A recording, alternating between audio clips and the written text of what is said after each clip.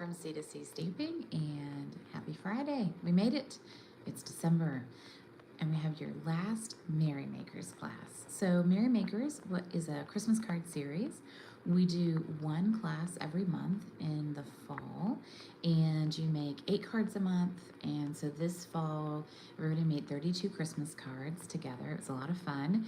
We had the most number of people register for this last one.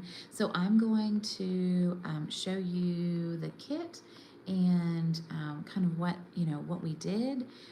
If you're interested in purchasing a Merry Makers kit, I have one kit left actually. I had someone no-show on me. So if you're interested, it's $30, and then it's $8 to send it, and via shipping.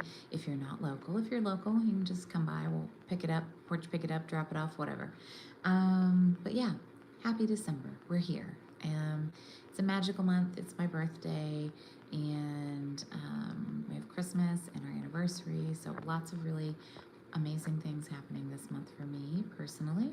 We're gonna go to the Nutcracker tonight to celebrate my mother-in-law's birthday. So just lots of fun things going on. I hope you're having a great start to the month and you've got some fun things planned this weekend.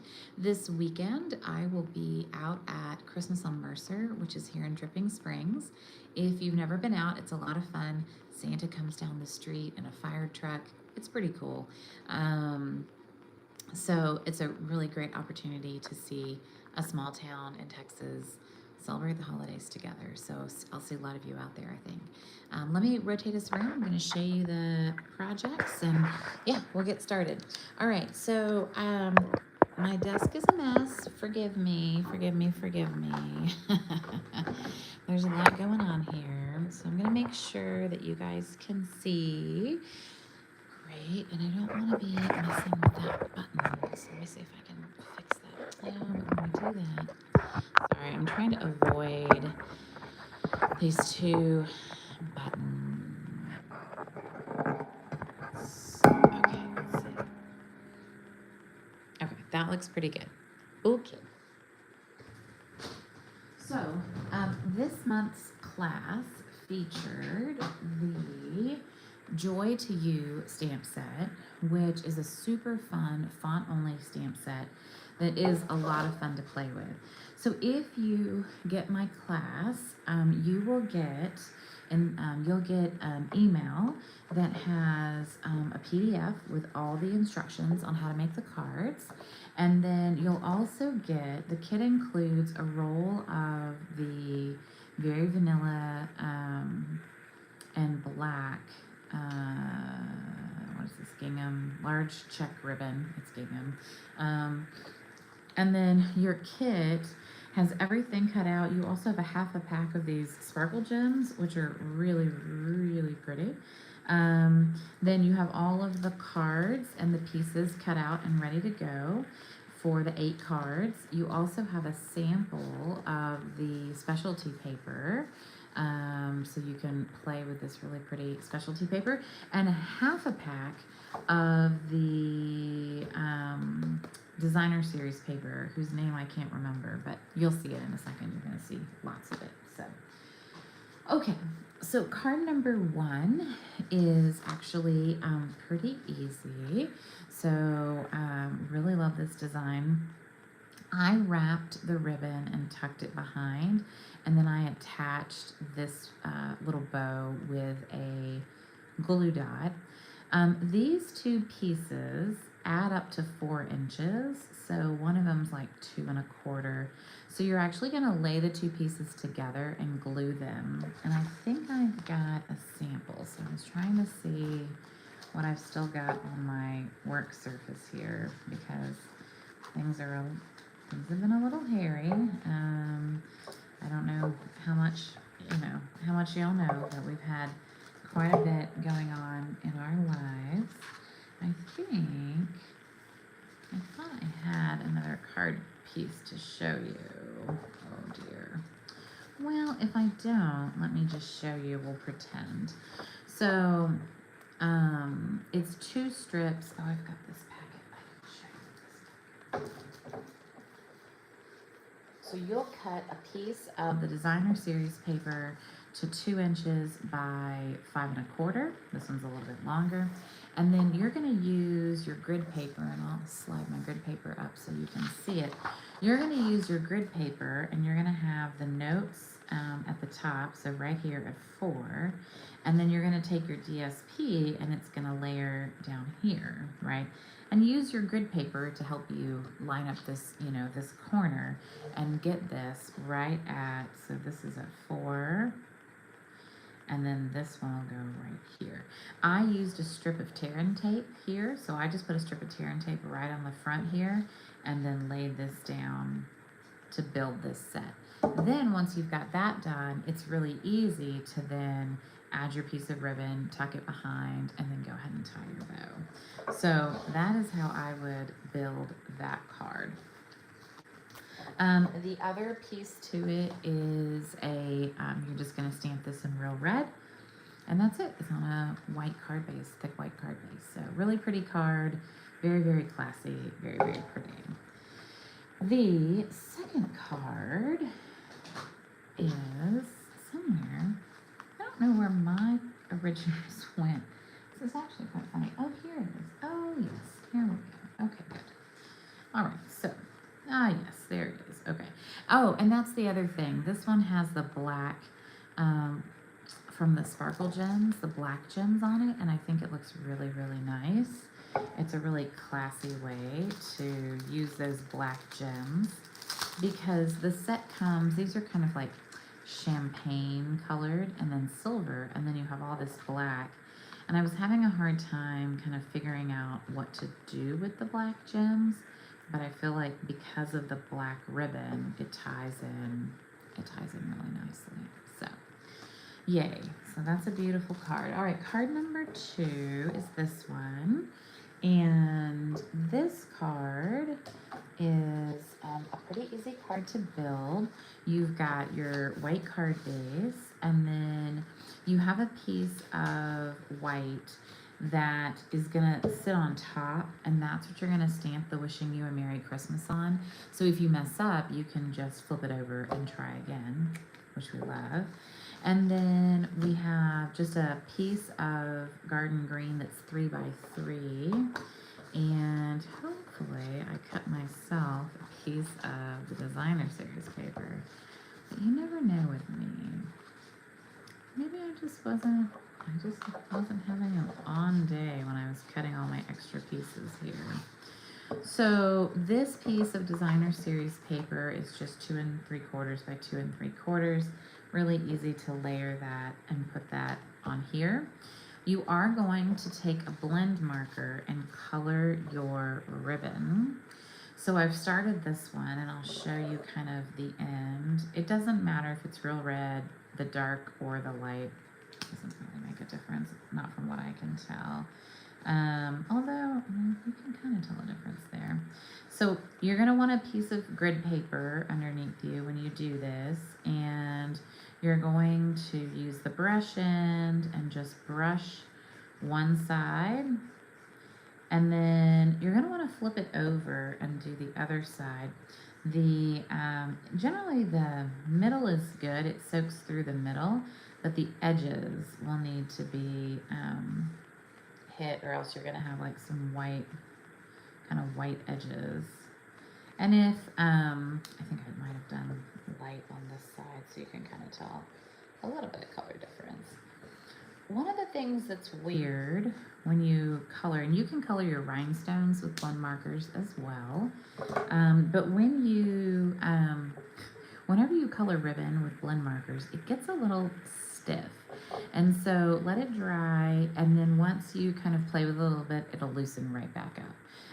But just know that that's definitely a side effect. Oh, see, there it is.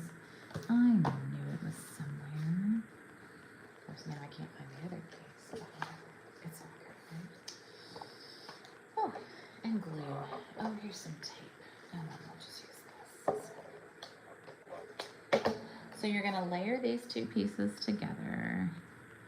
And then once you have your ribbon, you're going to wrap it and tie a bow I think I tied a knot and then I tied a bow, like I tied a double knot. It's really hard to tie a bow on top of on top of something like this. So, you know, feel free to tie a double knot and then tie the bow.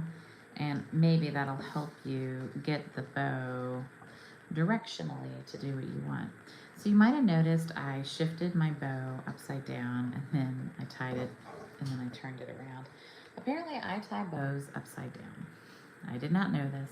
And so for the longest time I would stare at my bows and I'm like, why? Why is it happening? And then I was like, well, if I just tie them upside down and then put them on the card right side up, then it'll be fine. So that's what I do now. And that makes a difference. Don't fight what you do. Roll with it. Roll with it. All right. So there we go.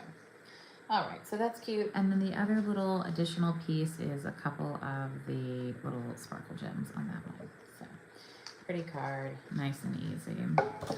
All right. So card number 3 is a little bit more complicated in that it has some stamping that you'll have to do in layers. So what you're going to do is you're going to stamp it first in cherry cobbler, then in shaded spruce, and then in real red. And if you don't like it, or it's upside down, or it's crooked, or whatever, then you can just try again, right? That's the beautiful thing about, you know, paper. And then this piece has a piece of the, I call it the murder paper. It's this red berry. I just don't think it's very attractive. But anyway, so this card has a piece of green DSP laid down first. And then there is a skinny piece that I know I have cut. Oh, this is too long. Let's see. This is, actually, I really don't know what it is. It's a 1/4 inch shorter than whatever this is. So this must be 5 1/4, or maybe it's 5. Let's see. Is it 5? Nope. 4 3/4. All right.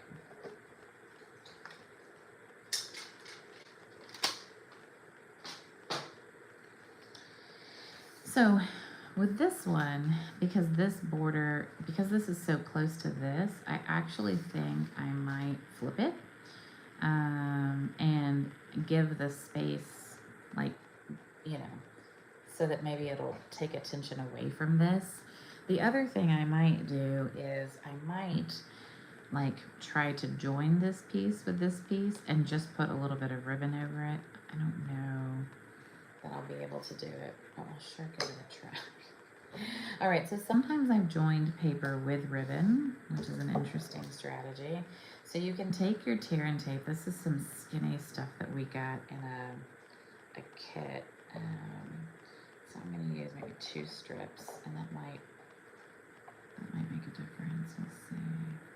So I'm going to use the ribbon itself to see if I can't. Let's give it a try and see. Okay. So I'll use the ribbon itself to see if I can get these 2 pieces of paper together, and maybe it won't look so off. And that's just me not wanting to have to stamp again. I know, I'm so lazy. All right, so I'm going to stick it here, and then I'm going to move this so you can see. So I'm going to just kind of join that piece there, and then I'll flip that over, and flip that over, and then,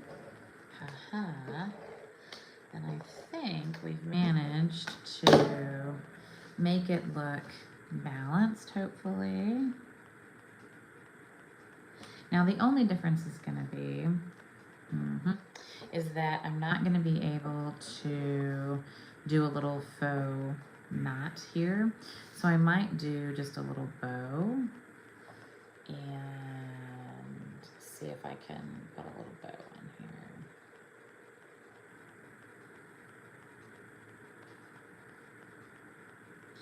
I'm probably going to run out of this ribbon and then I'm going to be very, very sad.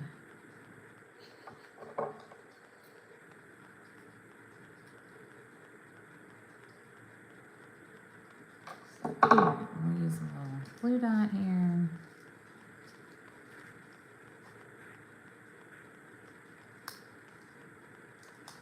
And then the other, that's cute. Yeah, that looks nice. And then the other thing that was added onto this card, which I thought was really nice, was the gems that are in the O's. So one here and one here. Oh. And one here. That's cute. And then don't forget, because it's a darker card, to go ahead and, oops, no, that's not fun. All right, well, that's no fun. Every once in a while, the Seal Plus will do that to me. I don't know, it's not often. I must have been pressing down. Oh, it was the end of the roll. No? I don't know. All right, well, we'll just work around that. All right, there we go. All right, so two different versions, same card, really cute. So that's card number 3. And then card number 4 is a little more complicated because it features a special stamping technique. So what you're going to do for this one, this has a shaded spruce base, and then we're going to put I've got a piece cut here, so we've got the really pretty kind of check plaid piece that we're going to lay down. Before you do that though, you're going to want to wrap a piece of ribbon in the middle, so don't forget to do that before you glue this piece down. So this card, if you have a stamp platform, like if you have an old Stamp-A-Majig, if you have a Misty, a Stamparatus, then this is a pretty easy card to make. You just have to, and then we're going to take a 4-inch piece of the wood grain, and we're going to put it in the middle. So it just creates a nice, kind of package look, right? So you're going to take your piece and your Stamp-A-Majig, you're going to put your piece down, of course, anchor it with your thing. It would be blank, so I'll pretend. You're going to ink it up in real red, and you're going to stamp it once, and then you're going to come back and you're going to lay some washi tape down at an angle. Ink it up with cherry cobbler, stamp it again, and what happens is you get this really subtle and cool looking stripe. And so this was actually a technique that was featured in the catalog. So if you look in our Stamp Out catalog, you will see this technique in there. And we really wanted to figure out how to do it. And so, so we'll pop this up with some dimensionals, and then we'll just add a few of the little silver pieces. But yeah, this is a really fun technique and a neat opportunity to, try something a little new and a little different. You can do other things. So you could do where you mask your stripes this way. You could do an ombre. You could use if you had like a sponge, you could sponge the stripes on. You could sponge and do like red at top, green on the bottom, right? Because these sentiments are so big and because the lines are really clear between them, you could even stamp them and cut them apart and layer them. There's a lot of opportunities to do a lot of really fun things with this stamp set. So, joy to you. I highly recommend it. I think it's a great stamp set to have. These are wonderful inside and out sentiments. I always like to stamp the inside of my Christmas cards. I don't do it with the ones that I sell. I only stamp the inside of my personal ones. But I find that it's a nice way because then I just have to sign and I can like move on pretty quickly. So if you have any questions, please let me know. If you're interested in the last kit that I have, let me know as well. Thanks for letting me go live today. That was fun. And I'll talk to you later. All right, y'all. I will see you later. Bye.